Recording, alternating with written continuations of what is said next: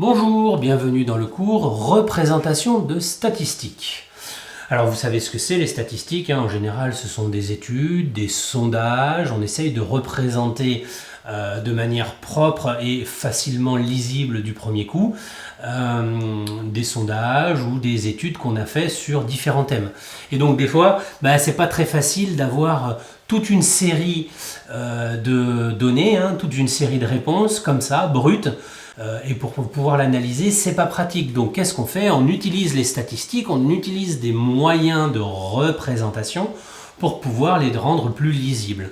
Vous en connaissez certains de ces techniques-là. Le premier, c'est le tableau. On range plein de données dans des tableaux, alors à double entrée par exemple.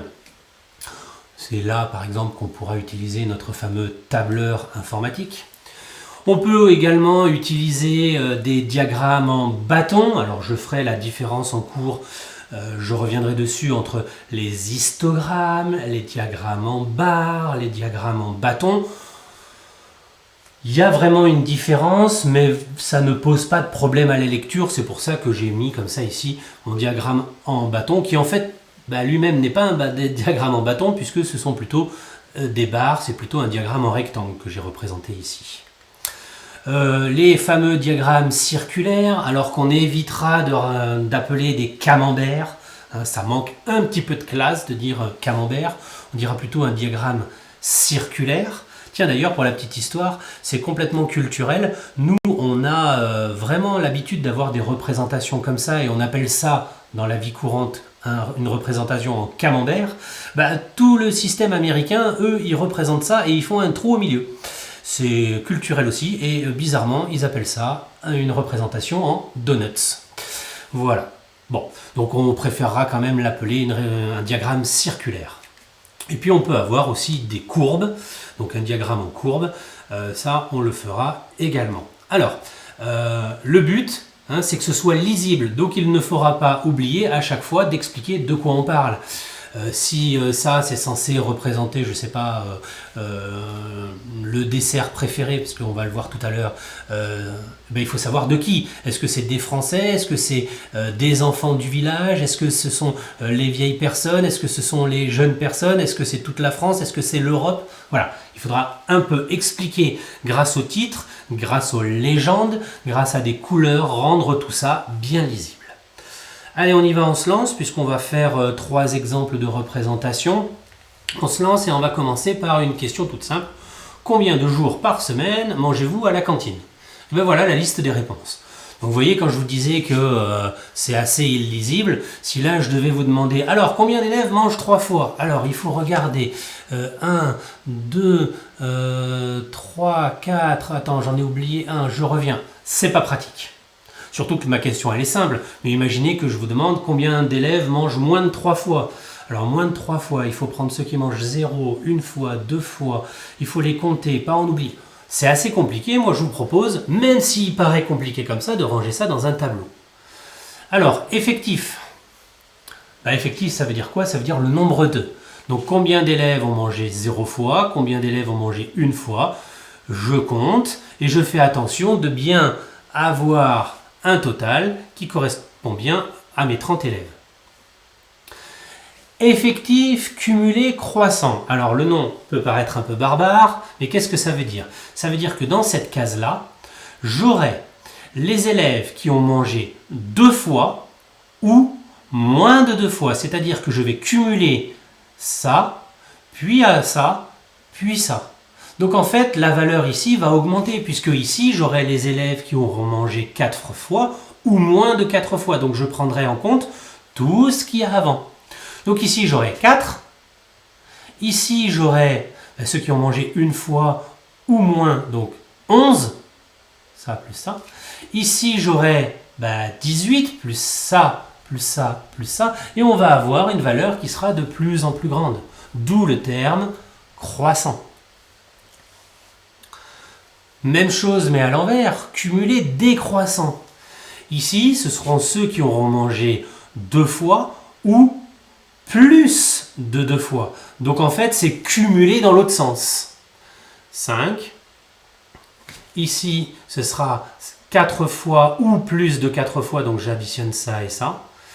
Ici, ce sera 3 fois ou plus de 3 fois, j'additionne ça, ça et ça. Et donc, vous voyez qu'on a quelque chose qui est décroissant. Si je lis, hein, bien sûr, de gauche à droite. Ici, j'ai le plus petit, ici le plus grand, puisqu'on est croissant. Ici, le plus grand, et ici, le plus petit, puisqu'on est décroissant. La fréquence, je rappelle la fréquence, c'est la chance qu'on a que quelque chose se produise en fait. Donc ici, quelle est la fréquence quand mange 0 fois, ben c'est 4 sur le total, 4 sur 30. Ici, ce sera 7 sur 30. Et au total, on a 30 sur 30. Passer en pourcentage, c'est simplement de taper à la calculatrice combien ça fait en version décimale 4 sur 30. Et puis on décale la virgule de 2 rangs pour l'obtenir en pourcentage.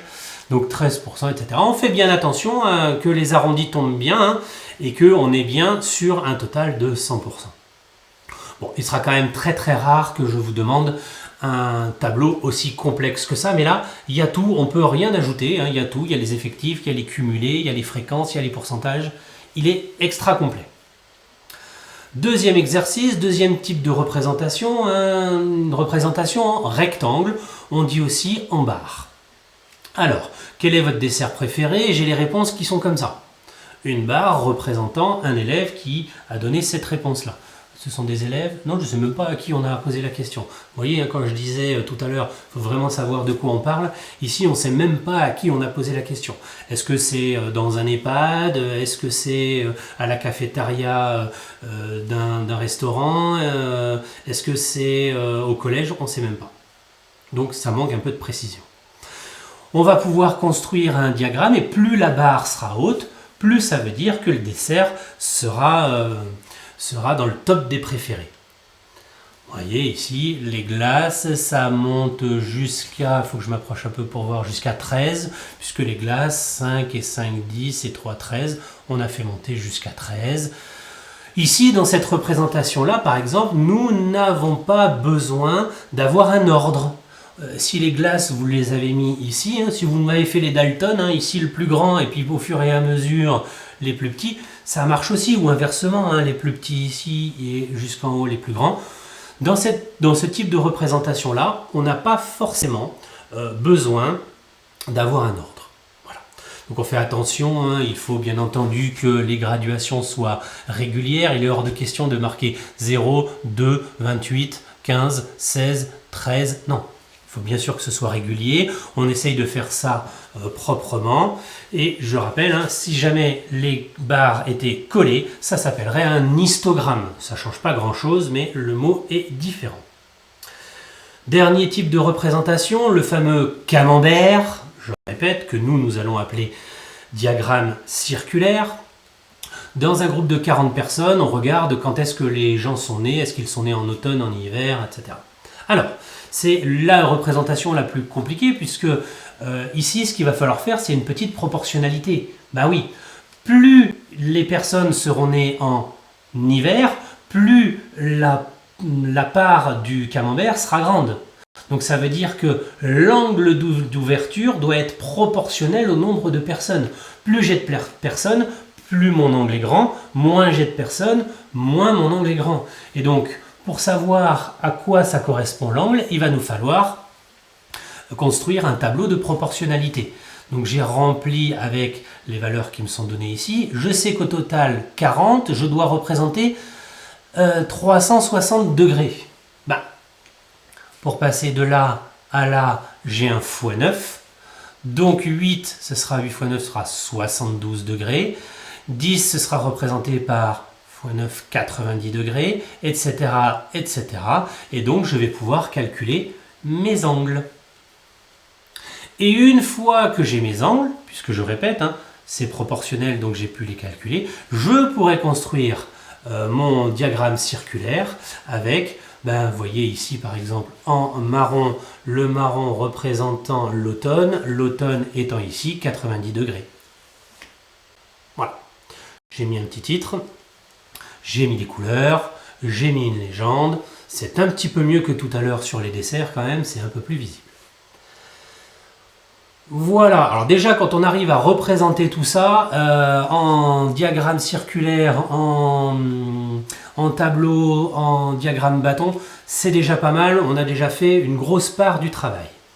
Bon, pour résumer tout ce qu'on vient de voir, à la fin de la leçon, il faut connaître les différents types de représentations et savoir les lire, savoir comment elles s'appellent et savoir aussi comment s'en sortir avec. Construire les représentations, parce que ça sera la partie la plus difficile, c'est quand moi je vous donnerai un tableau déjà tout fait, lire dans le tableau, ça il n'y a pas de problème. Par contre, quand je vous donne des données brutes et vous construire la représentation graphique, ça peut être un peu plus compliqué. Et pour terminer, lire et les analyser, puisque ce qui est important quand même dans les statistiques, c'est de savoir pourquoi on a ces résultats et de savoir lire un diagramme, lire un graphique ou lire un tableau. Voilà pour aujourd'hui, donc une leçon un petit peu plus longue que d'habitude parce qu'il y a pas mal d'éléments, mais dans la difficulté, on a quelque chose qu'on sait quand même faire depuis un petit moment. Moi, je vous souhaite un bon courage et je vous dis à bientôt.